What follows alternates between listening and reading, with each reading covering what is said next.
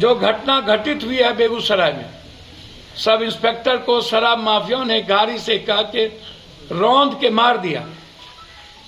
क्या उसे फांसी नहीं मिलनी चाहिए? कानून या कोई भी चीज जब बनता है और उस कानून को हम बेहतर तरीके से नहीं कर पाते हैं तो उसमें अमेंडमेंट की आवश्यकता होती है।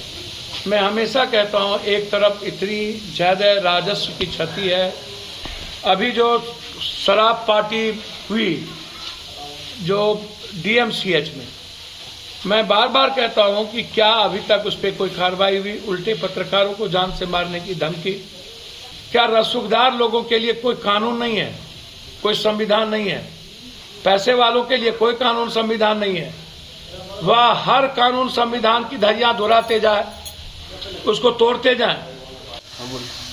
मैं लगातार शराब के बिंदु पर मैं ये मामला उठाता रहा हूं। सरकार की नीति, जो मुख्यमंत्री जी की जो सबसे महत्वाकांक्षी निर्णय है आम आदमी के जीवन को बेहतर बनाने की, जिसमें शराब नीति सही माने में यह बेहतर नीति थी, लेकिन हमने कभी भी बार बार हमने इस पे मूल्यांकन नहीं हम कर पाए कि क्या स्थिति है, क्या इस पर हम कर सकते हैं या नहीं। कानून या कोई भी चीज जब बनता है और उस कानून को हम बेहतर तरीके से नहीं कर पाते हैं तो उसमें अमेंडमेंट की आवश्यकता होती है। मैं हमेशा कहता हूं, एक तरफ इतनी ज़्यादा राजस्व की क्षति है, दूसरी तरफ हमारे राजस्व से दूसरे राज्यों की तरक्की होती है। माफिया, शराब माफिया, नेता पदाधिकारी की माफियाओं की छांदी है, हजारों लाखों लोग जेल में हैं। अभी जो शराब पार्टी हुई जो डीएमसीएच में, मैं बार बार कहता हूं कि क्या अभी तक उस पर कोई कार्रवाई हुई? उल्टे पत्रकारों को जान से मारने की धमकी।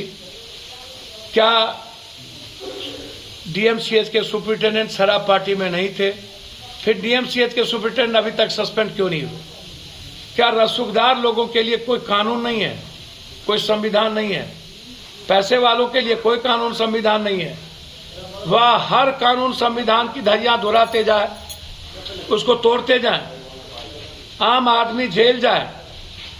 मैं बार बार कहता हूं, यदि डॉक्टर्स और अन्य लोगों के लिए कानून नहीं है तो फिर आम आदमी को जेल में शराब के नाम पर, पीने के नाम पर, बेचने के नाम पर क्यों बंद रखा गया? जो घटना घटित हुई है बेगूसराय में, सब इंस्पेक्टर को शराब माफियाओं ने गाड़ी से कहा के रौंद के मार दिया। क्या उसे फांसी नहीं मिलनी चाहिए?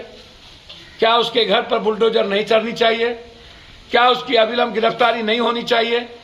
और इतना बड़ा दुस्साहस जिस तरीके से बेगूसराय की घटना को किया गया, मेरा मानना है कि यह हमारे सरकार पर सवाल खड़ा करता है।